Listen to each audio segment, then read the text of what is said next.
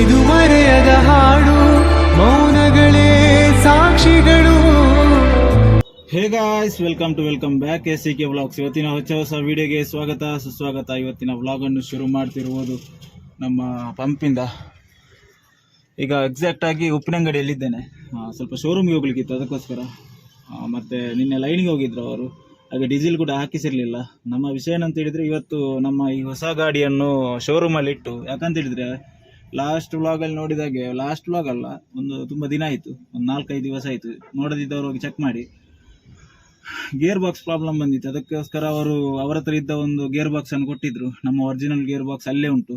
ಅದಕ್ಕೋಸ್ಕರ ಇದನ್ನಲ್ಲಿ ಬಿಟ್ಟು ನಾವು ಇನ್ನೊಂದು ಗಾಡಿ ತರ್ತಿದ್ದೇವೆ ಎಕ್ಸ್ಚೇಂಜ್ ಮಾಡಿ. ಯಾಕಂತ ಹೇಳಿದರೆ ಅದು ಇವತ್ತು ಕೆಲಸ ಮಾಡಿ ಕೊಡಲಿಕ್ಕೆ ಆಗೋದಿಲ್ಲ. ಅದಕ್ಕೋಸ್ಕರ ನಮಗೆ ಲೈನ್ ಬೇರೆ ಇರೋದ್ರಿಂದ ಇನ್ನೊಂದು ಗಾಡಿ ತಂದು ಬದಲಿಗೆ ತಂದು ಎಂತಾದರೂ ಅಡ್ಜಸ್ಟ್ಮೆಂಟ್ ಮಾಡುವ ಅಂತ. ಈಗ ಫಸ್ಟ್ ಆಫ್ ಆಲ್ ಇಲ್ಲಿಂದ ಹೊರಡಬೇಕು. ಇಲ್ಲಿಂದ ಡೀಸೆಲ್ ಹಾಕಿಸಿ ಆಯಿತು, ಒಂದು 500 ರೂಪಾಯಿದು ಡೀಸೆಲ್ ಹಾಕಿಸ್ಲಿಕ್ಕೆ ಹೇಳಿದರು. ಇಲ್ಲಿಂದ ಸೆಲ್ಫ್ ಹೊಡ್ಕೊಂಡು ಸೀದಾ ಶೋರೂಮ್ ಕಡೆ ಹೋಗುವ ಬನ್ನಿ. ಈ ಥರ ರೋಡ್ ಇದ್ದರೆ ಟೈಮ್ ಪಿಕಪ್ ಮಾಡಲಿಕ್ಕೆ ಭಯಂಕರ ಖುಷಿ ಆಗ್ತದೆ. ನೋಡಿ, ಒಂದು ಸ್ವಲ್ಪ ಸಹ ಎತ್ತರ ತಗ್ಗು ಎಂಥದಿಲ್ಲ, ಆರಾಮ್ಸೆ ಹೋಗ್ಬೋದು. ಇಲ್ಲಿಂದ ಪುತ್ತೂರಿಗೆ ಒಂದು 15 ನಿಮಿಷದಲ್ಲಿ ರೀಚ್ ಮಾಡಿಸ್ಲಿಕ್ಕೆ ಆಗ್ತದೆ. ಆ್ಯಕ್ಚುಲಿ ನಾನು ನಿನ್ನೆ ನಮ್ಮ ಹೊಸ ಗಾಡಿಯನ್ನು ನನ್ನ ಮನೆಯಲ್ಲಿಟ್ಟಿದ್ದೆ. ಡ್ಯೂಟಿ ಮುಗಿಸಿ ನಿನ್ನೆ ರಾತ್ರಿ ಡ್ಯೂಟಿ ಮುಗಿಸಿ ಮತ್ತು ಸೀದಾ ಬಂದು ಮನೆಯಲ್ಲಿಟ್ಟು ಈಗ ಬೆಳಿಗ್ಗೆ ಶೋರೂಮ್ ಕಡೆ ಹೋಗ್ತಾ ಇರೋದು. ಈ ಗಾಡಿಯನ್ನು ಶೋರೂಮ್ಗೆ ಕೊಟ್ಟು ಅವರು ಇವತ್ತು ಕೊಡಲಿಕ್ಕೆ ಆಗೋದಿಲ್ಲ ಅಂತ ಕಾಣ್ತದೆ. ಅದಕ್ಕೋಸ್ಕರ ಬೇರೆ ಗಾಡಿ ಯಾವುದಾದ್ರೂ ಎಕ್ಸ್ಚೇಂಜ್ ಮಾಡಿ ತರುವ ಅಂತ ತಂದು ಅದರಲ್ಲಿ ಲೈನ್ ಮಾಡೋದು. ಯಾಕಂದರೆ ನಮಗೆ ಲೈನಿಗೆ ಹೋಗ್ಲಿಕ್ಕೆ 2 ಲೈನ್ ಇರೋದ್ರಿಂದ ತುಂಬ ಕಷ್ಟ ಆಗ್ತದೆ ಗಾಡಿ ಇಲ್ಲದಿದ್ದರೆ. ಅದಕ್ಕೋಸ್ಕರ ಅವರಿಗೆ ಸಹ ಗೇರ್ ಬಾಕ್ಸ್ ಅರ್ಜೆಂಟ್ ಉಂಟಂತೆ, ಅದಕ್ಕೋಸ್ಕರ ಹೋಗ್ತಾ ಇದ್ದೇನೆ. ಕೋಡಿಂಬಾಡಿ ಹತ್ರ ರೀಚ್ ಆಗಿ ಆಯಿತು. ಪ್ರಕೃತಿ ಯಾವ ಥರ ಇದೆ ಅಂತ ಹೇಳಿದರೆ, ಈಗ ಬಿಸಿಲು ಹೊಡಿತಾ ಉಂಟು, ಆದರೂ ಕೂಡ ಚಳಿ ಫೀಲಿಂಗ್ ಆಗ್ತಾ ಉಂಟು. ಯಾಕಂತ ಹೇಳಿದರೆ ಮೊನ್ನೆಯಿಂದ ಶುರುವಾಗಿದೆ. ಎಷ್ಟೇ ಬಿಸಿಲು ಹೊಡೆದ್ರು ಗಾಳಿ ಮಾತ್ರ ತಣ್ಣಗೆ ಚಳಿಗಾಲ ಅಲ್ಲ, ಅದಕ್ಕೋಸ್ಕರ ಎಷ್ಟು ಬಿಸಿಲಿದ್ರೂ ಕೂಡ ಚಳಿ ಆಗ್ತಾನೆ ಇರ್ತದೆ. ನನಗೆ ಸಹ ಈಗ ಹೋಗುವಾಗ ಚಳಿ ಆಗ್ತದೆ. ಅದಕ್ಕೋಸ್ಕರ ಗ್ಲಾಸ್ ಎಲ್ಲ ಹಾಕಿಕೊಂಡೇ ಹೋಗೋದು, ಇಲ್ಲದ್ರೆ ನನಗೆ ಗ್ಲಾಸ್ ಹಾಕಿ ಹೋಗ್ಲಿಕ್ಕೆ ಆಗೋದಿಲ್ಲ. ಅದಕ್ಕೋಸ್ಕರ ಗ್ಲಾಸ್ ಹಾಕ್ಕೊಂಡು ಹೋಗ್ತಿದ್ದೇನೆ. ಯಾವ ಥರ ಚಳಿ ಆಗ್ತದೆ ಅಂತ ಹೇಳಿದರೆ, ನಾವೀಗ ಎಲ್ಲಿಯಾದರೂ ಮಡಿಕೇರಿ ಆ ಸೈಡೆಲ್ಲ ಹೋದರೆ ಯಾವ ಥರ ಚಳಿ ಉಂಟು, ಆ ಥರ ಚಳಿ ಆಗ್ತುಂಟು ಮಾರೆ.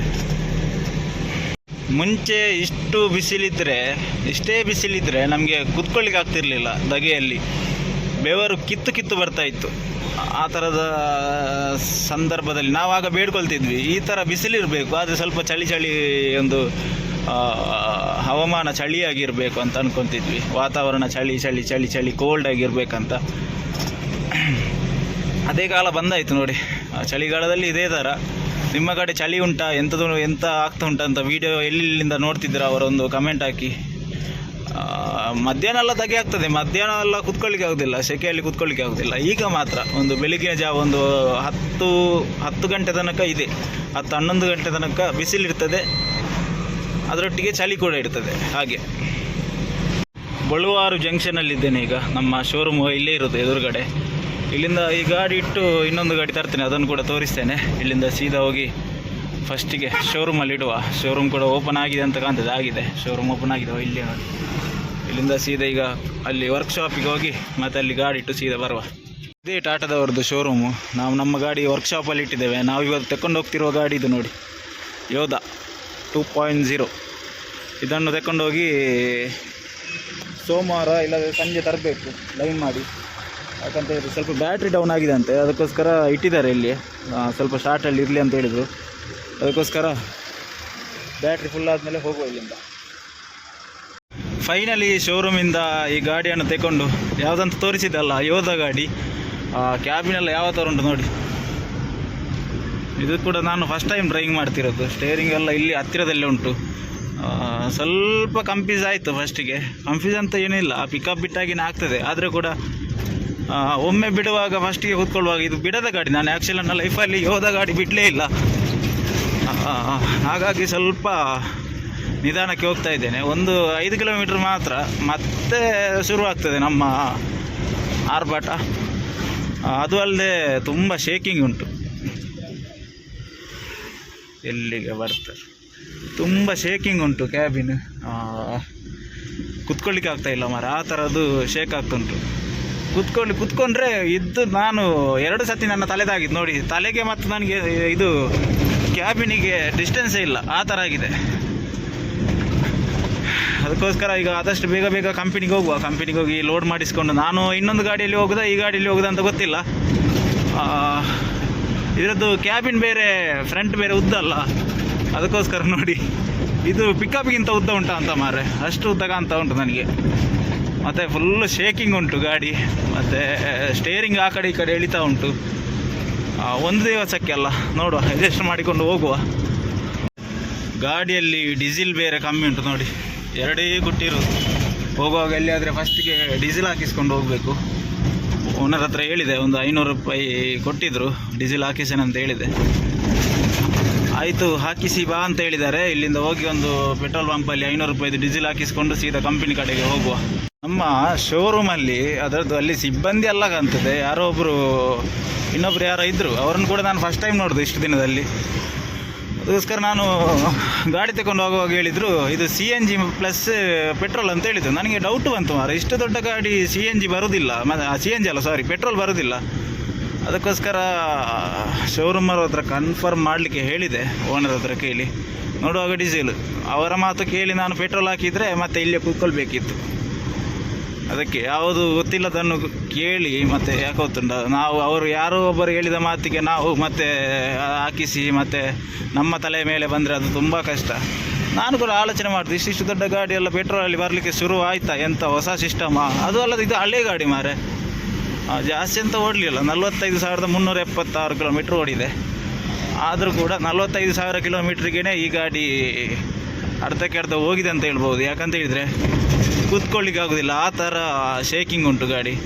ಶೇಕಿಂಗ್ ಅಂತ ಹೇಳಿದರೆ ಒಂದು ಸ್ವಲ್ಪ ಚಿಕ್ಕ ಗುಂಡಿಗೆ ಬಿದ್ದರೆ ಕೂಡ ಸಹ ಅಲ್ಲಾಡ್ತದೆ ಗಾಡಿ, ಆ ಥರ. ವೀಲ್ ಅಲೈನ್ಮೆಂಟ್ ಎಲ್ಲ ಸರಿಯಿಲ್ಲ ಅಂತ ಕಾಣ್ತದೆ. ಸ್ಟೇರಿಂಗ್ ಕೈ ಬಿಟ್ಟರೆ ಲೆಫ್ಟಿಗೆ ಎಳಿತದೆ, ಆ ಥರ ಎಲ್ಲ ಉಂಟು. ತೊಂದರೆ ಇಲ್ಲ, ಇಲ್ಲಿಂದ ಆರಾಮ್ಸೆ ಹೋಗಬೇಕು.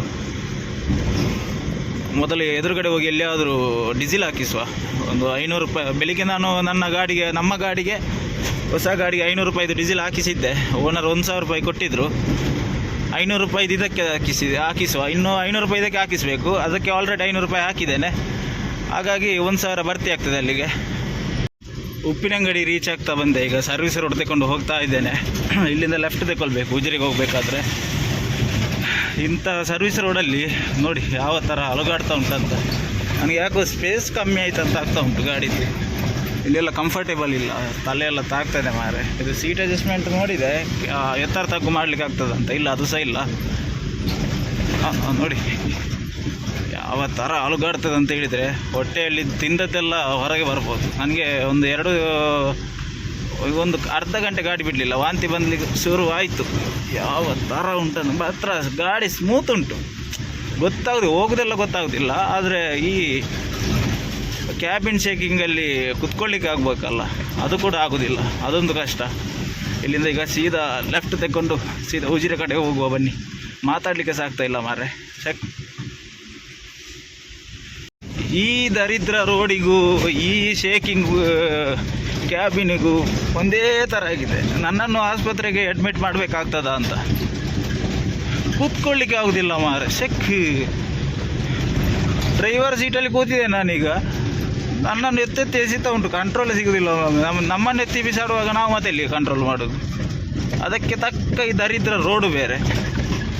ಎಂತ ನಮ್ಮ ಹಣೆ ಬರ ಈ ಥರನೇ ಆಯ್ತಲ್ಲ ಮಾರೆ. ಇನ್ನೂ ಅದು ಅಲ್ಲದೆ ಲೈನಿಗೆ ಹೋಗಬೇಕು.